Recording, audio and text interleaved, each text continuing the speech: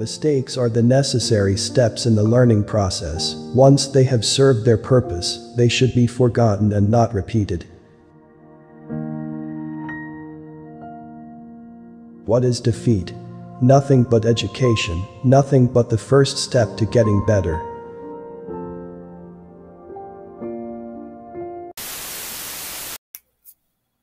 Bonjour! Bienvenue au podcast de cette semaine. Je vous le dis d'avance, cette semaine, j'ai pas d'invité parce que je tourne le jeudi matin.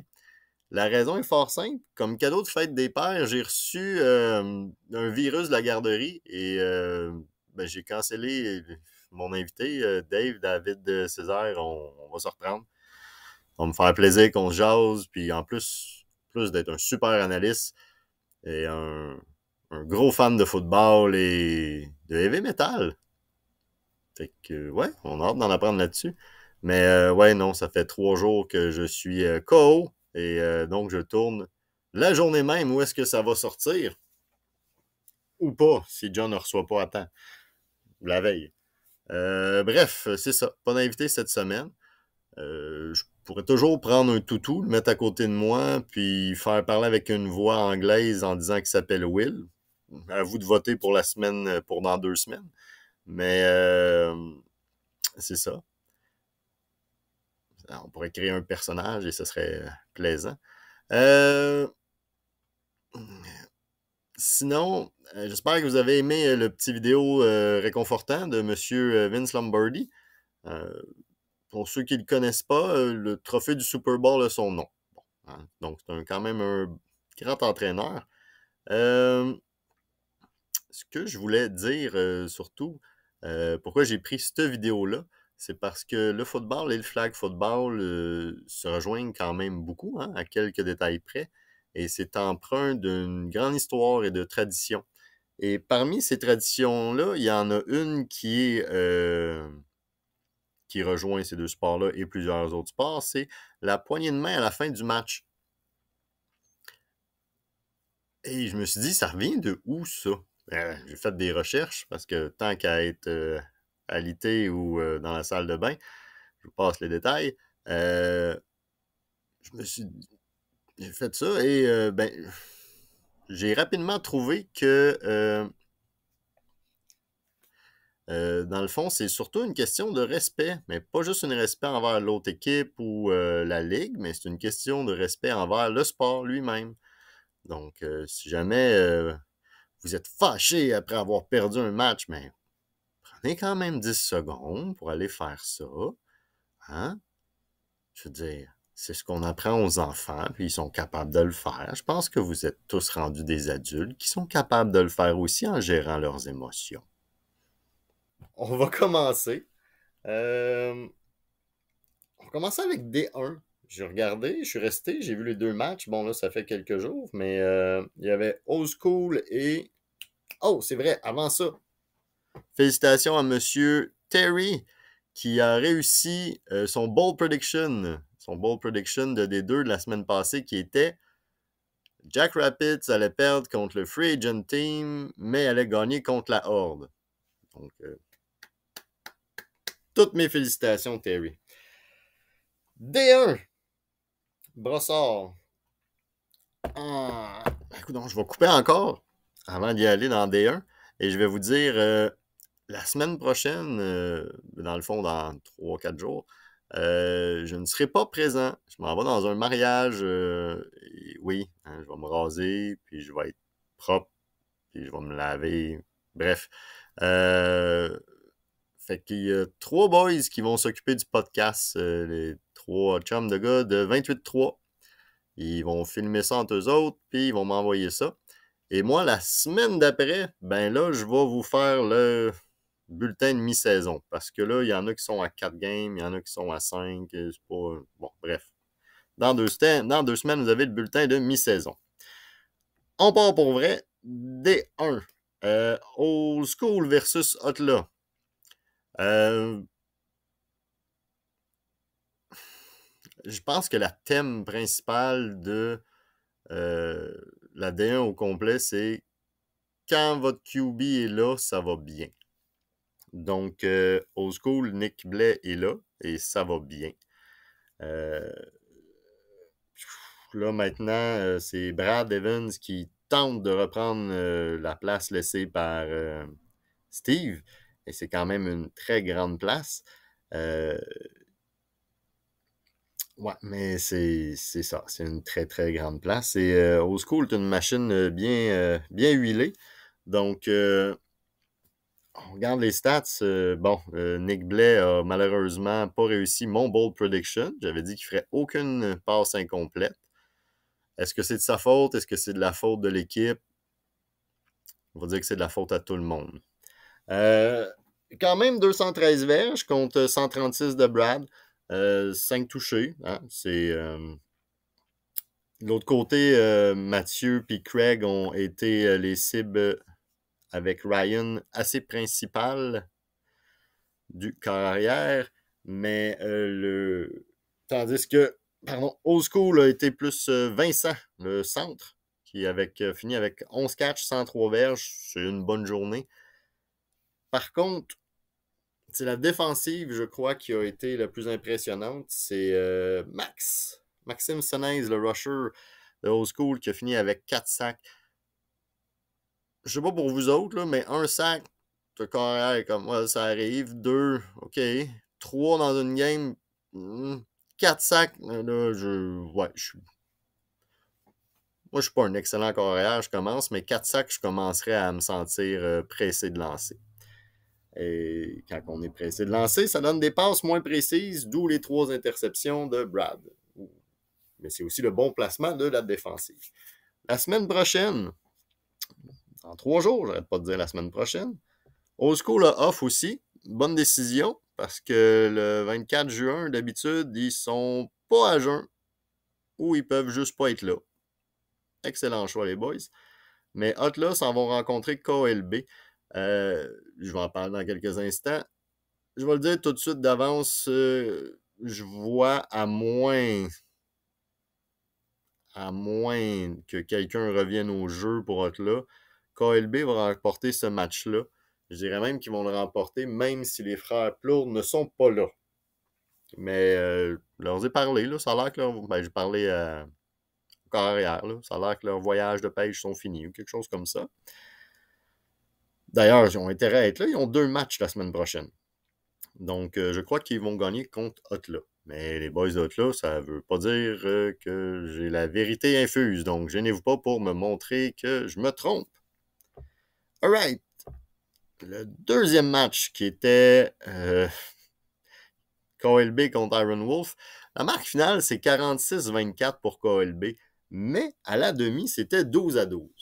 Donc, je suis resté. D'habitude, à la demi, je m'en vais parce que je suis parfait, c'est ce qui va se passer, puis je me trompe pas. Mais là, c'était 12-12, c'était serré. Les deux côtés jouaient du gros football. Encore une fois, il y a eu des très longues passes. Mais les ajustements de la demi ont changé la donne au complet, on va le dire. Là. Pourtant, Dylan, qui est un maître dans l'art de caler les jeux défensifs, je sais qu'il a pris le relais de John, mais quand même un bon carrière. Mais a fini avec 5 interceptions contre lui. Il a quand même 304 verges, mais il y a plus d'interceptions que de touchdowns. Versus Jonathan, le gentleman que je parlais tantôt, qui a fini avec 2,39 verges, 6 touchdowns. Lui, il a juste 2 interceptions. C'est vraiment une grosse deuxième demi où tout a changé. On va donner quand même un props à Ashton, qui a fini avec 186 verges sur 10 réceptions. C'est une bonne journée.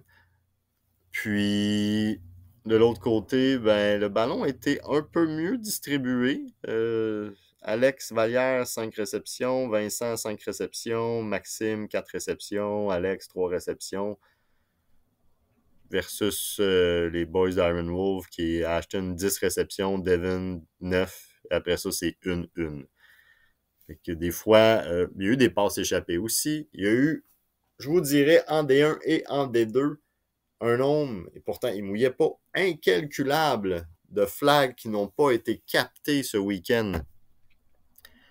Pas de ballon, là, de flags. C'est certain, et dans le match aussi de Old School contre Hotla, c'est certain que si le carrière fait une passe de 5 verges à quelqu'un et qu'après ça, il court pour 35 pour un toucher, sans que personne ne réussisse à enlever le flag, ça joue. Ça ne sera pas écrit dans les statistiques. J'étais là, je l'ai vu. Ça joue. Donc, voilà pour ça. La semaine prochaine, c'est même match. En revanche, KLB contre Iron Wolf.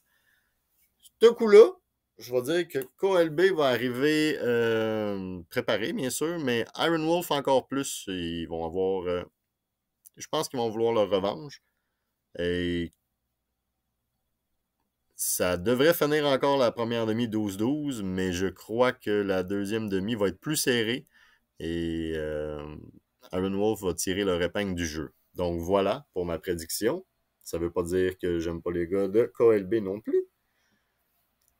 On va faire tout de suite le bold prediction de D1.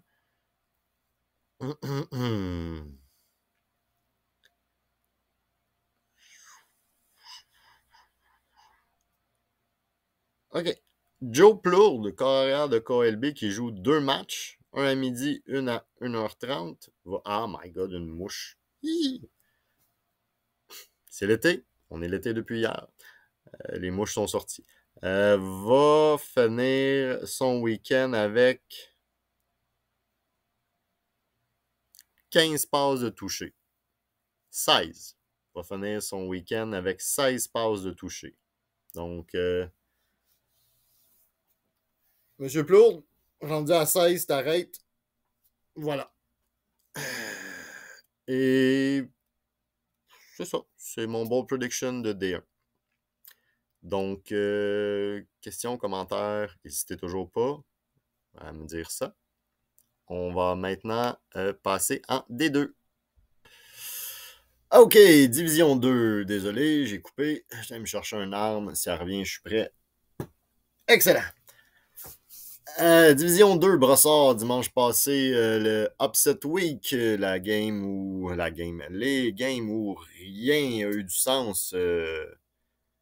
Et c'est ce qui rend ce sport formidable. Donc, pour commencer, Boucanier Spartan. Boucanier. Francis, des fois, c'est pas ta journée, mais quand c'est pas ta journée puis t'as 2 matchs, mon Dieu que c'est long. Au moins là, t'as ton week-end off avec tes autres boys.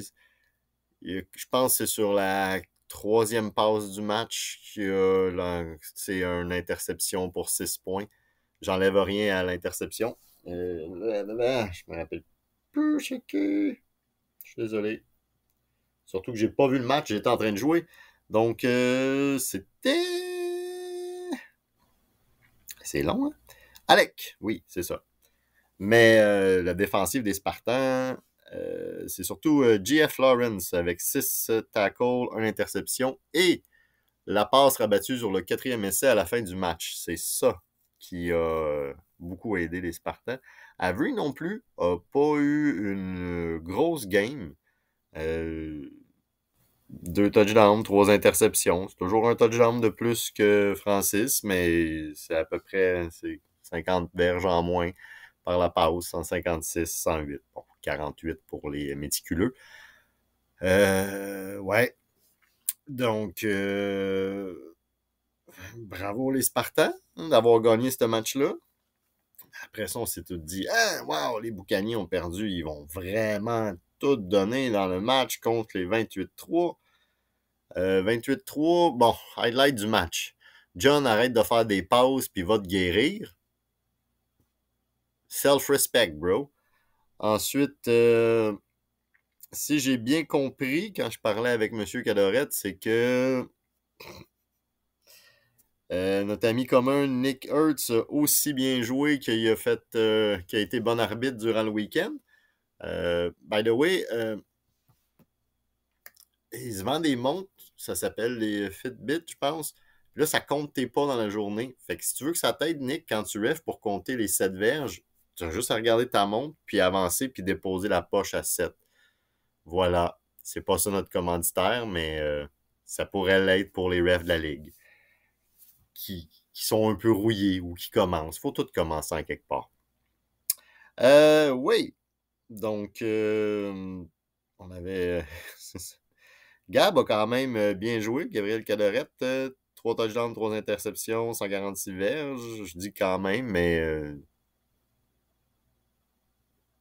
des fois, tu fais ta pause, puis ton receveur n'a pas fait le tracé qu'il fallait précisément. Mais ça arrive. Puis d'autres fois, ben quand même, les Boucaniers, ça reste les Boucaniers. Là, leur début de saison est très fort. Ils ont juste eu un mauvais week-end, c'est celui-là. Je sais aussi que Francis, étant pas sa fin de semaine, en plus de ça, s'est blessé sur un jeu dans le match contre 28-3. Alors, il a arrêté d'être corps arrière. Puis après ça, ben quand ton premier corps arrière est pas là, ça va pas très bien. On va se le dire. Étienne a essayé 5 en 10. Samuel a essayé 1 en 2. Le total des 3 corps arrière ensemble des Boucaniers ont fini avec 8 interceptions. Ce qui fait que... Ouais. Je vais juste prendre le temps de regarder cette statistique-là. Là. Ce qui fait que Olivier Philippi, de 28-3, a eu autant de réceptions de la part de son corps arrière que des corps arrière des Boucaniers. Fini avec 5 réceptions, 5 interceptions. Grosse game, mon homme. MVP of the Week. Bravo. Puis, écoutez, de l'autre côté, quand même, la distribution est égale. Hein? Tout le monde a eu entre 1 et 3 passes pour une moyenne d'à peu près 18 verges pour les Boucaniers. Ça a juste pas été votre fin de semaine, les boys, les Boucaniers. C'est comme ça que je vais le dire. Là. Ça arrive. Ça m'arrive, je vous dirais, chaque fin de semaine. Donc, faut pas s'en faire. Pour des gens, ça revient. Pour d'autres, ça reste. Mais vous êtes toutes... non, j'exagère. Ça m'arrive pas chaque fin de semaine, mais d'après moi, ça va... Vous allez mieux aller. Ah, mon Dieu, Francis, quand je disais que c'était pas ta fin de semaine, ça a commencé avec un sac, un safety. Ah. Bon. Fait qu'on va fermer les livres là-dessus. Puis on va passer à... Ça ressemble à quoi la semaine prochaine pour vous? Boucanier a off. Et 28-3 va jouer contre les Perchaudes. Perchaude, très athlétique, commence à comprendre les stratégies, tranquillement pas vite.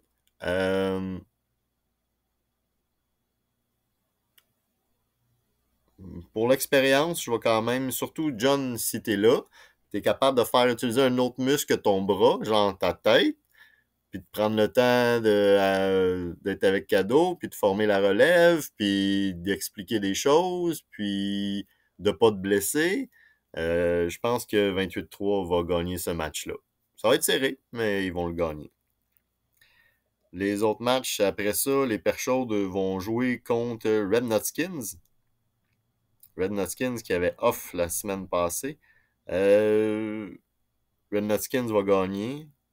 Ouais, ben les Perchaudes, s'ils veulent gagner un match, ça va être contre 28-3, mais ce ne sera pas contre Red Nutskins. Les deux équipes jouent dans le fond à 10h30, Perchaude, Red Nutskins, et se jouent contre à midi. Hein? Mon Dieu, j'ai l'impression d'être en train de lire le TV Hebdo. Je ne sais pas si vous vous rappelez de ça, mais en tout cas.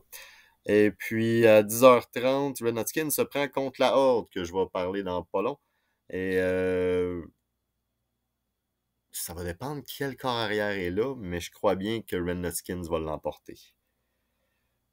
Et finalement, les Spartans vont se prendre contre les Unpredictable, qui ont enfin un nom.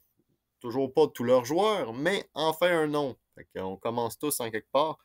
Je vais en parler aussi un peu, mais je vais tout de suite caler que il y a beaucoup d'athlètes des deux côtés, mais Unpredictable sont Unpredictable. Fait que je vais y aller avec les Spartans.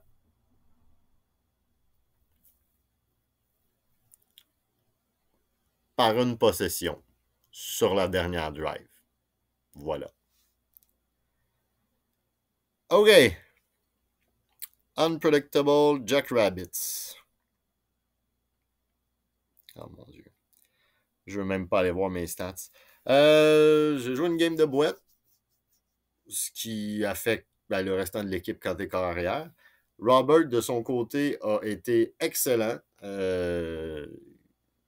a quand même eu 3 interceptions, mais quand ta défensive est composée de Nick et JC, c'est normal. Goldrick aussi était là en chercher une. Goldrick a une passe de toucher. Il s'est repris pour sa semaine d'avant. Voilà. Robert a été aussi rusher.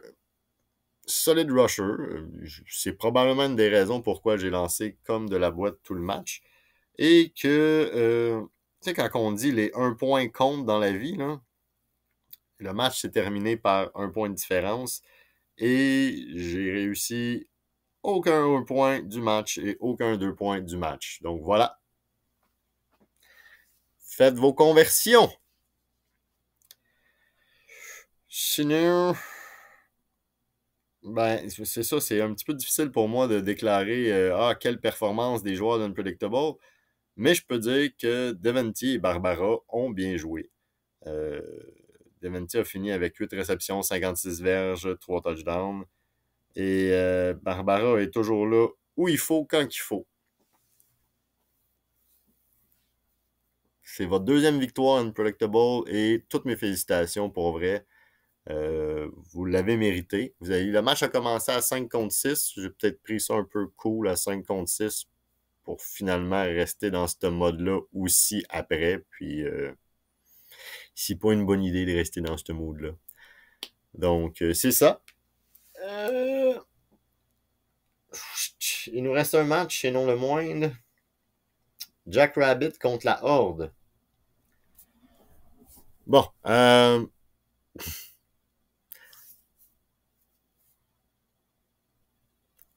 on peut voir ça de plein de manières différentes. Ah, c'est les refs. Ah, ils ont été chanceux. Ah, ça, ah, si t'as pas ton carrière partant, il y a peu de chances que ça aille bien. Parlez-en à toutes les autres équipes de la ligue. Fait que t'as beau te fâcher, faire tout et temps, si t'as pas ton carrière partant avec toi, ça n'empêche pas que j'ai beaucoup apprécié le fait que Dave Saint-Jean essaye d'être carrière. On s'attendait à ce qu'il fasse son Lamar Jackson toute la game, mais il a pris le temps. Simon, il a donné des conseils aussi. Simon a pris la relève en deuxième demi, comme JC a pris ma relève en deuxième demi.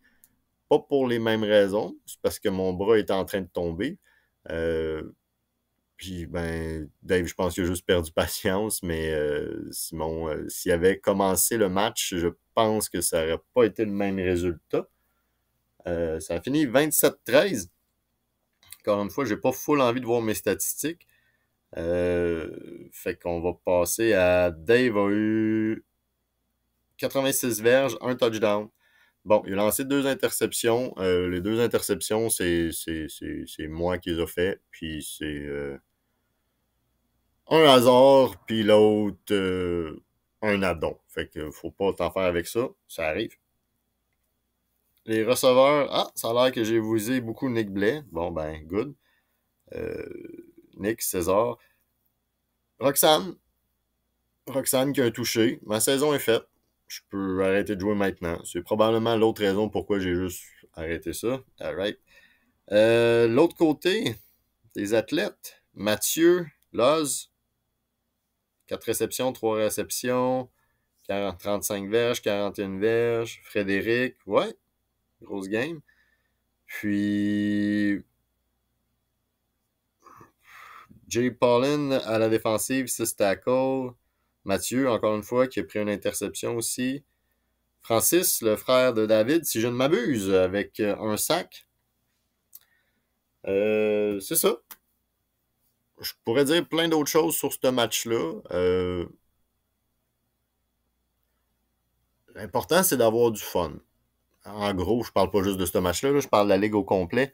Tu peux aller là pour compétitionner, tu peux aller là pour te défouler de ta semaine, tu peux aller là pour avoir du fun avec des chums.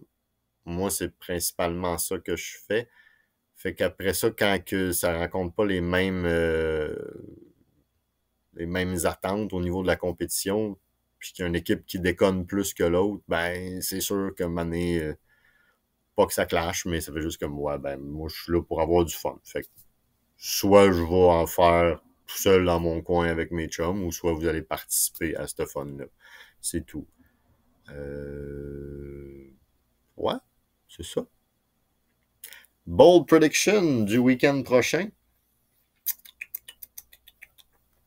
Très facile d'avoir du fun. Que vous gagnez, que vous perdiez. Je veux dire, tu te déplaces, tu joues avec tes amis. Bref, c'est ma vision. Alors, on va rester dans le même principe. On va garder ça simple, comme ça je vais être capable de m'en rappeler. Oui, je m'en vais pas chanteur, mais pas du tout.